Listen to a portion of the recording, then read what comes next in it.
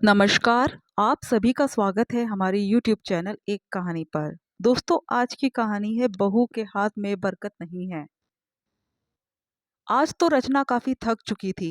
अभी अभी मौसी सास अपने परिवार के साथ रवाना हुई थी और अब ननद मानसी और उसका पति रमन रवाना होने के लिए दरवाजे पर खड़े हुए थे। लेकिन रवाना तो वो तब होना जब घर वाले उन्हें रवाना होने दे। अंदर काफी देर तक बात करने के बावजूद भी दरवाजे पर जब तक आधा घंटा बात ना कर ले, तब तक भला हम भारतीयों की मेहमान नवाजी पूरी नहीं होती। यही हाल यहाँ पर भी था। सब लोग खाना खा चुके थे, पर रचना का खाना बाकी था। उसे बहुत जोरों से भूख भी लग रही थी। वो बस फटाफट रसोई में जाना चाहती थी और अपने लिए खाने की थाली लगाने के लिए, पर कोई उसे जाने नहीं दे रहा था। अरे भाभी, रुको तो सही, चले जाना अंदर, इतनी जल्दी भी क्या है? हम कहाँ रोज रोज आते हैं? मानसी ने रचना को रोकते हुए कहा। बहू, तुम अंदर क्या करोगी? मेहमानों को पहले रवाना करना चाहिए, नहीं तो मेहमान बुरा मान जाते हैं। सास जमुना जी भी हंसते हुए बोली। अब सासू माँ को क्या इतनी समझ नहीं थी कि एक तो उसे बहुत जोरों से भूख लग रही थी, सबने खा लिया पर उसे तो किसी ने पूछा भी नहीं। ऊपर से घर का जो काम है वो उसे अकेले ही करना है, अभी कोई मदद कराने भी नहीं आएगा। इतने में ससुर जी भी बाहर निकलते हुए बोले। अरे भाई, जाने दो इन्हें, रात के 10 बज चुके हैं। टाइम से घर पहुंचे तो ही अच्छा है। आखिर समधन जी भी अकेली है, वो इनका इंतजार कर रही होगी। आखिर ससुर जी के कहने का कुछ तो असर हुआ कि उन लोगों ने उन्हें अब जाने दिया। सबसे पहले घर में रचना ने प्रवेश किया, फटाफट रसोई में गई और अपने लिए थाली लगाने लगी। थाली में दाल चावल, आलू गोभी की सूखी सब्जी, रोटी रखने के बाद मटर पनीर की सब्जी का बर्तन खोलकर देखा तो उसमें पनीर नदारद, या यूं कहे कि सब्जी ही खत्म हो चुकी थी। आखिर एक कटोरी में बर्तन में लगी हुई ग्रेवी को साफ कर उसमें डाली और मीठे में गुलाब जामुन के लिए जैसे ही भगोना खोला, उसमें तो सिर्फ गुलाब जामुन का एक आधा सा टुकड़ा पड़ा हुआ था। मतलब उसके लिए गुलाब जामुन बचे ही नहीं। देखकर उसका मन खट्टा हो गया। इतने सारे गुलाब जामुन बनाए थे घर पर उसके लिए 2 पीस रखना भी मुनासिब नहीं समझा। आखिर उसने वही आधा पीस अपनी थाली में रखा और बाहर डाइनिंग टेबल पर आकर बैठ गई। जब वो खाना खा रही थी तो अंदर जाते हुए ससुर जी का ध्यान उसकी थाली पर गया।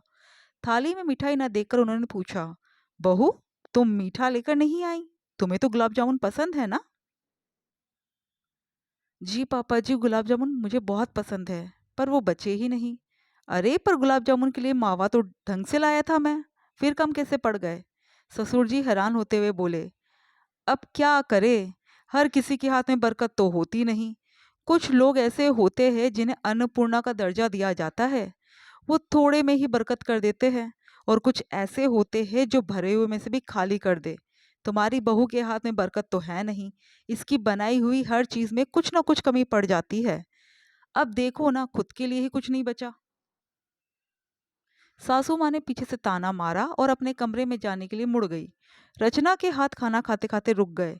आखिर भला ये भी कोई बात हुई? पापा जी मावा तो लाए थे, उसमें से थोड़ा मावा तो मम्मी जी ने फ्रिज में ये कहकर रखवा दिया कि कल रबड़ी बनाएंगे। बाकी बचा हुआ मावा रचना को दे दिया, जिससे गुलाब जामुन बने थे।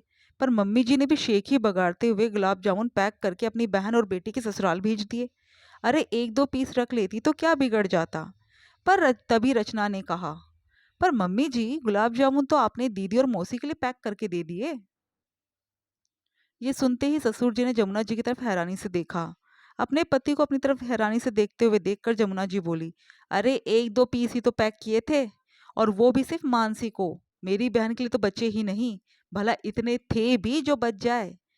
अरे, तो वही 1-2 पीस बहू के लिए रख लेती, जरूरी था क्या पैक करके देना? पापा जी ने कहा। अब दे दिए मैंने तो, मुझे क्या पता कि इसने अपने लिए रखे ही नहीं। और वैसे भी घर पर उसकी सास अकेली थी, इसलिए भेज दिए। पर ये कहकर ये इस बात को टाल नहीं सकती कि इसके हाथ में बरकत नहीं है। आज पहली बार थोड़ी ना कम पड़ा है, इसके हाथ से बना हुआ खाना तो अक्सर ही कम पड़ता है। अपनी बात को सही बताते हुए सासू माँ कमरे में चली गई। आखिर थोड़ी देर और रुकती तो ससुर जी की डांट जो पड़ जाती। ये तो अक्सर होता था। जमुना जी की ये आदत थी कि अक्सर मिठाई और सब्जियों के लिए कोई भी सामान घर पर आता तो उसमें से थोड़ा सामान निकालकर वो अलग ही किसी दूसरी चीज को बनाने के लिए रख देती, और बचे हुए सामान से वो मिठाई या सब्जी बनवाती। अब जाहिर सी बात रहे, जब मात्रा ही कम कर दी तो सामान तो कम बनेगा ही। और बाद में जब वो सामान कम पड़ता तो ये कहना बिल्कुल नहीं भूलती कि बहू के हाथ में बरकत नहीं है। खैर दूसरे दिन वो मावा रबड़ी बनाने के लिए निकाला गया। रचना ने जमुना जी से कहा, मम्मी जी थोड़ा सा दूध एक्स्ट्रा इस्तेमाल कर लेते हैं, कोई घर पर आ गया तो कम से कम सबके लिए रबड़ी तो रह जाएगी। अरे नहीं नहीं बहू, बेवजह सामान खराब नहीं करते, और कोई नहीं आने वाला। तुम तो जितना तुम्हें दूध दिया है उसी में रबड़ी बना लो।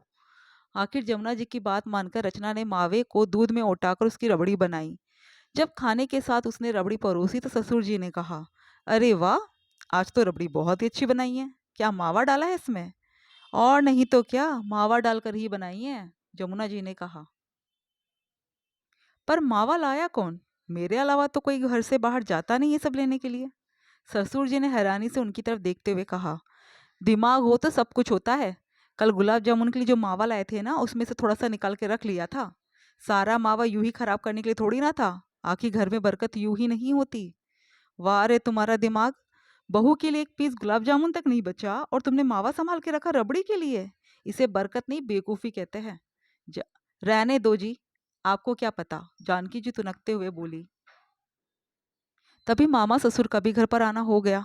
अब जाहिर सी बात है, खाने के समय पर आए थे तो उनकी थाली परोसने के लिए जमुना जी ने कहा, बहू मामा जी के लिए भी खाना परोस दे, और एक काम कर, सब्जी और रबड़ी के बर्तन यहीं पे ले आ, मैं परोस दूंगी, तू तो गर्मा गर्म रोटी सेक कर ले आना।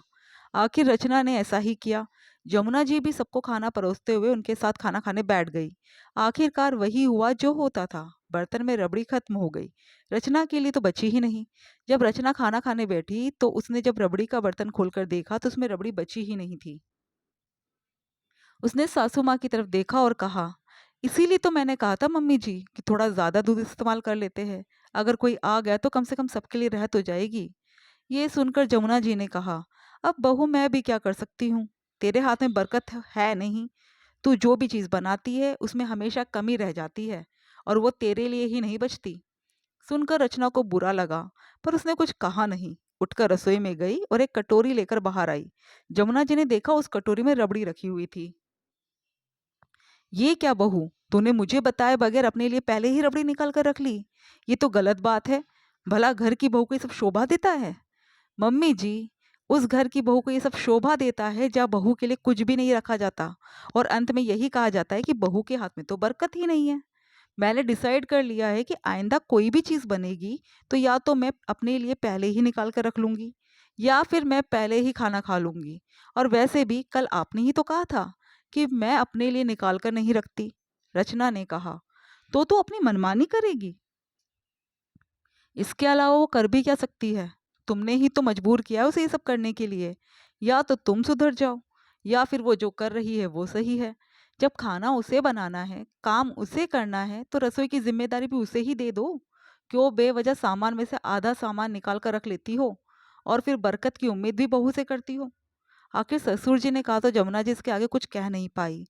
कुछ दिन रचना ने ऐसे ही किया, तो अपने आप ही जमुना जी को भी समझ में आ गया कि अब रसोई की जिम्मेदारी बहू को दे देनी चाहिए।